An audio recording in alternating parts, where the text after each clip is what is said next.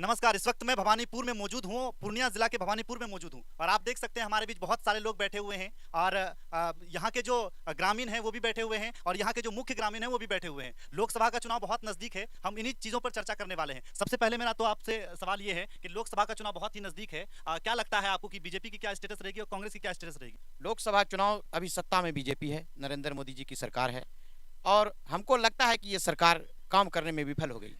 इसीलिए अभी कर्नाटक का ताजा चुनाव आया और वहां कांग्रेस की सरकार बन गई। अगर सरकार अच्छा काम करती तो फिर कर्नाटक में कांग्रेस की सरकार कहां से आती, बीजेपी की सरकार होती। इसलिए चूंकि सेंट्रल सरकार ही ऑल इन ऑल है, पूरे देश को सेंट्रल सरकार आदरणीय नरेंद्र मोदी जी चलाते हैं, प्रधानमंत्री हमारे हैं।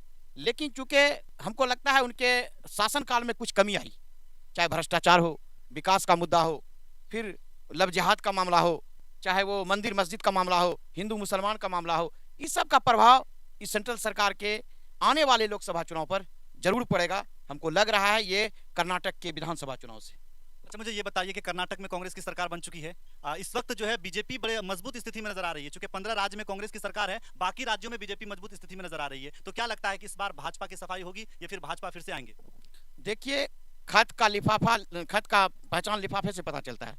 ताजा चुनाव कर्नाटक का जो है वो ये साबित कर रहा है कि बीजेपी की जहां जहां सरकार है वो विफल होगी, वो सरकार जाएगी। हमको जैसा अपना अनुभव लग रहा है, मैं दूसरे के बारे में नहीं बता रहा हूं, सबका अपना अनुभव है, सब अपने अपने लोग हैं, सब अपने अपने दिमाग से सोचते हैं। लेकिन हमको चूंकि ताजा चुनाव ये राज्यसभा का जो हुआ कर्नाटक का, इस चुनाव से हमको लग रहा है कि सरकार के विफलता के कारण, सेंट्रल गवर्नमेंट के विफलता के कारण सब जगह से बीजेपी का पत्ता साफ हो जाएगा। अच्छा, मोदी जो चुनाव लड़ते हैं उनके पास बहुत सारे मुद्दा होते हैं, तो इस बार आपको क्या लगता है कि उनका क्या मुद्दा रहेगा? चुनाव वो कैसे लड़ेंगे, क्या उनका मुद्दा रहेगा? क्योंकि राम मंदिर तो बन गया है, अब क्या मुद्दा रहेगा उनका? देखिए, बीजेपी चुनाव कराने के लिए, जीतने के लिए कुछ भी कर सकती है वो।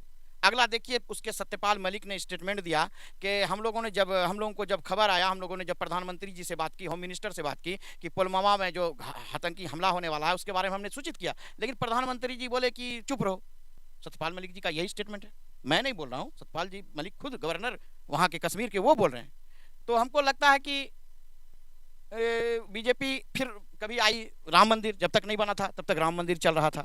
फिर उसके बाद आया मामला, क्या कहते हैं कि एक मुद्दा, फिर अभी बिहार में चुनाव होने वाला है, ताजा लोकसभा का चुनाव, यहाँ गठबंधन की सरकार है। देखिए वो कौन बाबा है हम लोग को तो पता भी नहीं है, कुछ हम जान भी नहीं पाते हैं, लेकिन हम लोग ये जान रहे हैं कि वो बीजेपी उनको इस्तेमाल कर रही है।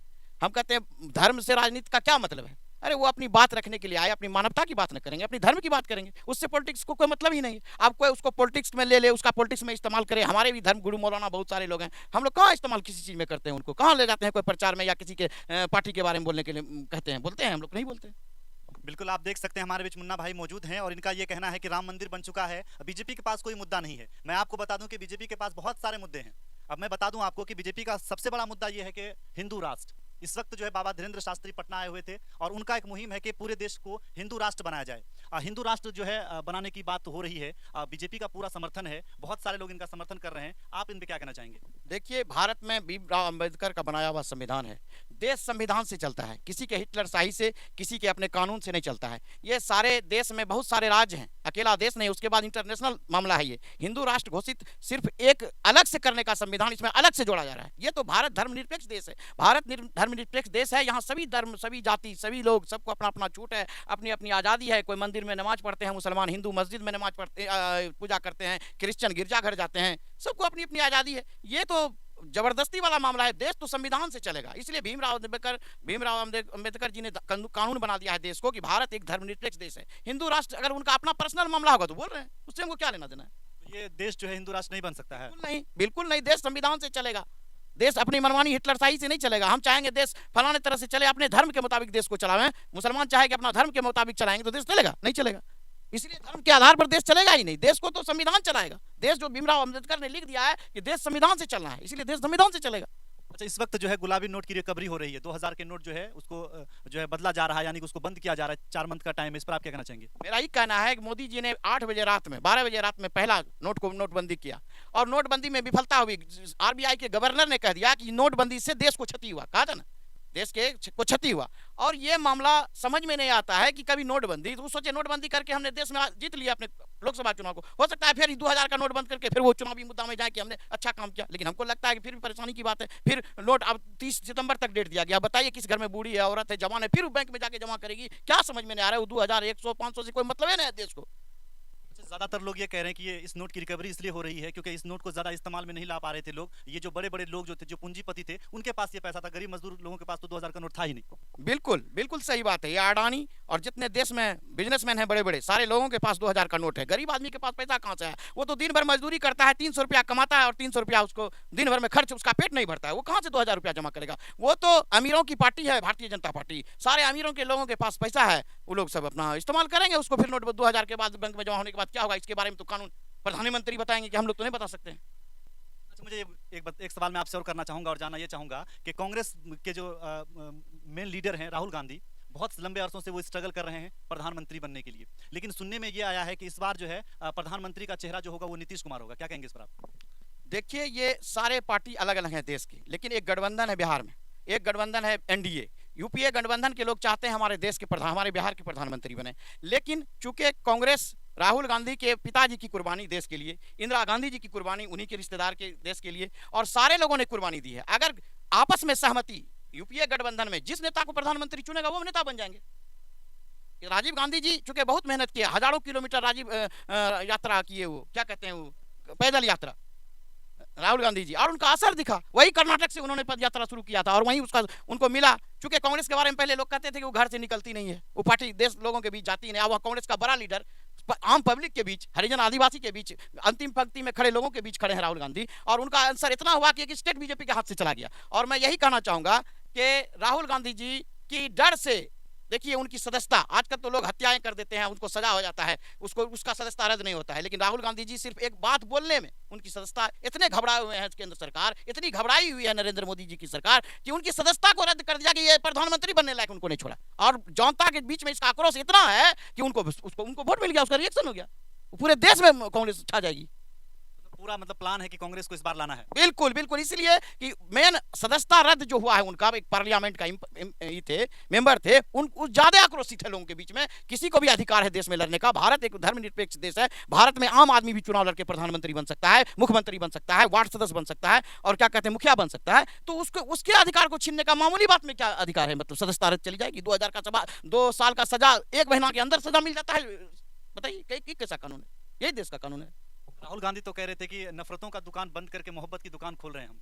तो उनका तो परिणाम मिल गया। बिल्कुल सही कहा उन्होंने, राहुल गांधी जी ने बिल्कुल सही कहा कि ये दुकान नफरत का दुकान था, इसको हम मोहब्बत का दुकान खोल रहे हैं। बिल्कुल उसका तो प्रमाण है, उनकी जीत हुई और वो बहुमत में आ गए। इसके लिए कहने क्या जरूरत है? राहुल गांधी कहें कि नहीं कहें, राहुल गांधी जी का असर पूरे बिहार में है, पूरे देश में है, और उनका लहर है, यही चली आंधी चल रही है बीजेपी एंट्री। टी शर्ट और कोट का मुकाबला हो रहा था कर्नाटक में, आपने देखा होगा कि राहुल गांधी चुनाव प्रचार कर रहे थे तो एक टी शर्ट पहन के कर रहे थे और मोदी जी कोट में थे, तो ऐसा बोला जा रहा है कि एक टी शर्ट ने कोट को हरा दिया। इस पर आप क्या कहना चाहेंगे? देखिए, ये तो कमेंट की बात है, और रहा सवाल प्रधानमंत्री हैं देश के, उनको ये बात नहीं बोलना चाहिए कि उनके बारे में कि वो टी शर्ट और पैंट पर प्रचार कर रहे हैं। किसी को भी अपना अधिकार है, हम हाफ पैंट भी पहन कर जा सकते हैं, कहीं भी लोग जा रहे हैं, तो उनके बारे में तो चलता है प्रधानमंत्री जी के बारे में कि वो सूट कितना का 70 लाख की कितना का सूट हमने सुना है। और अगर कोई मामूली शर्ट पहन के प्रचार कर रहा है तो एक मामूली शर्ट वो कोट से ज्यादा हैवी हो गया कि उनको पराजित कर दिया कर्नाटक के चुनाव में। बिल्कुल मुन्ना भाई बहुत ही बेबाक बोलते हैं और इनका बड़ा अच्छा अंदाज है, किसी भी बात को बहुत ही बेबाकी से रखते हैं। एक और मैं सवाल आपसे करना चाहूंगा, क्योंकि आप जो है राजनीतिक के ज्ञानी हैं, लंबे अरसों से राजनीतिक कर रहे हैं, तो इस वक्त जो है गठबंधन की सरकार बिहार में मौजूद है, इससे पहले जो है एनडीए की सरकार मौजूद थी। 4 एमएलए को जो है अपने पार्टी में शामिल किया, असदुद्दीन ओवैसी की जो पार्टी है एआईएम, वो पार्टी से 4 एमएलए को उठा करके गठबंधन की सरकार बना ली। तो ये जो चुनाव जो आने वाला है, आगामी चुनाव जो होने वाला है, आपको क्या लगता है कि असदुद्दीन ओवैसी साहब को अपने पार्टी में शामिल करेंगे, गठबंधन में शामिल करेंगे? देखिए, जितनी धर्मनिरपेक्ष पार्टी है, जितनी सेकुलर पार्टी है, ये चाहिए नीतीश कुमार जी देश के मुखिया हैं, तेजस्वी जी हमारे देश के बिहार के मुखिया हैं, ये गठबंधन में जितने लोग बीजेपी एंटी हैं सबको शामिल करना चाहिए। ये असदुद्दीन ओवैसी जी हैं, ये हमारे बड़े भाई हैं, और सारे लोग अपने हैं, प्रधानमंत्री अपने हैं, नरेंद्र मोदी क्या कहते हैं, नीतीश कुमार जी अपने हैं, तेजस्वी जी अपने हैं। लेकिन एक मामूल पॉलिटिकल लड़ाई है, ये पॉलिटिकल लड़ाई में जितनी विपक्षी पार्टियां हैं, मतलब एनडीए के खिलाफ, सबको एक करना चाहिए, सबको आपस में तालमेल करके चुनाव लड़ना चाहिए। अच्छा, एक गंभीर सवाल मैं आपसे पूछना चाहूंगा और जानना ये चाहूंगा कि कांग्रेस पार्टी के जितने कार्यकर्ता हैं, ये गठबंधन के जो लोग हैं, ये लोग जब चुनाव हारते हैं तो ईवीएम को दोष देते हैं, तो क्या वहां पे ईवीएम की दोष नहीं रही कर्नाटक में? देखिए, ये तो जिस देश को ईवीएम ने बनाया, वो देश में ईवीएम से चुनाव नहीं हो रहा है। यहाँ बार-बार ईवीएम के बारे में सारी विपक्षी पार्टियां विरोध में है कि ईवीएम से चुनाव नहीं होना चाहिए। लेकिन कुछ पार्टियां इस पर एक्सेप्ट, क्या बीजेपी चाहती है कि ये ईवीएम रहे। इसका कारण यही है कि देखिए, विधानसभा चुनाव में वो छेड़छाड़ नहीं करी ईवीएम को, क्योंकि उनको लोकसभा चुनाव में करना है। इसीलिए ईवीएम को वो नहीं हटाना चाहते हैं। ईवीएम इस्तेमाल करके फिर अपना लड़ा लेंगे झंडा, सेंट्रल सरकार बन जाएगी ईवीएम से। कुछ दिन पहले मैंने पप्पू यादव जी को तेजस्वी यादव के साथ मिलते जुलते हुए देखा था और वो सोशल मीडिया पे फोटो बहुत ज्यादा वायरल हुआ था। लोगों का ये कहना है कि पप्पू यादव जी भी गठबंधन में शामिल होंगे, क्या कहेंगे इस पर आप? देखिए, उनका वो पर्सनल मामला है, कौन गठबंधन में शामिल होंगे नहीं होंगे। लेकिन हमको लगता है ऐसे उनका व्यक्तिगत संबंध है, उनसे रिश्तेदारी है उनकी, वो उनसे मिलते जुलते रहते हैं। लेकिन गठबंधन के बारे में मुझे कुछ जानकारी ही नहीं है। हो सकता है कि पप्पू यादव जी वो लोग गठबंधन में एक हों। अच्छा, मुझे ये बताइए कि अगर असदुद्दीन ओवैसी साहब को छोड़ दिया जाए, गठबंधन में नहीं जोड़ा जाए, अब पप्पू यादव जी को भी छोड़ दिया जाए, तो आपको नहीं लगता है कि ये दोनों व्यक्ति बहुत ज्यादा नुकसान पहुंचा देंगे गठबंधन को? एकदम पहुंचा सकते हैं, बिल्कुल पहुंचा सकते हैं। गठबंधन के जितने भी विपक्ष के क्षेत्रीय दल हैं, कुछ भी अगर ये दो को भी छोड़ा जाए तो भी नुकसान पहुंचा सकते हैं।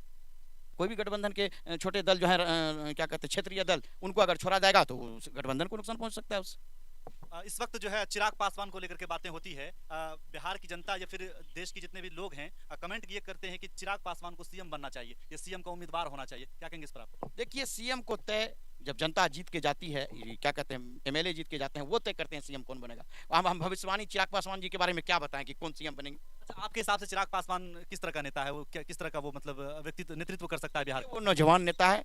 रामविलास जी इस देश के बहुत बड़े नेता थे, राष्ट्रीय लेवल के नेता थे। उनका पुत्र है, वो भी सही अच्छे लोग हैं, अच्छे लड़का है, नौजवान है, वो भी मुख्यमंत्री बन सकते हैं। कोई भी देश का, बिहार का नौजवान मुख्यमंत्री बन सकता है। अच्छा, मुझे ये बताइए कि जिस तरह से चुनावी जब माहौल बनता है, जब चुनाव इलेक्शन होता है, तो उसमें जो है बहुत सारी पार्टियों को छोड़ करके कुछ बड़े पार्टियों को जोड़ लिया जाता है। तो इस बार आपने देखा होगा कि सन ऑफ मल्लाह, इस पार्टी को जो है गठबंधन ने अपने से दरकिनार कर दिया, जिसका खामियाजा इतना ज्यादा भुगतना पड़ा। चिराग पासवान को भी उन्होंने गठबंधन में शामिल नहीं किया, जिसकी वजह से बिहार में एनडीए की सरकार बन गई, क्या सन ऑफ मल्लाह, तो वो तो हमको लगता है कि वो गठबंधन में शामिल होंगे, क्योंकि बीजेपी उनके साथ दगा दिया है। बीजेपी उनको ये किया है, उनके विधायक को तोड़ के अपने में शामिल किया है। तो कोई भी आदमी खपा होगा, हमको तो लगता है उनको गठबंधन में आना चाहिए।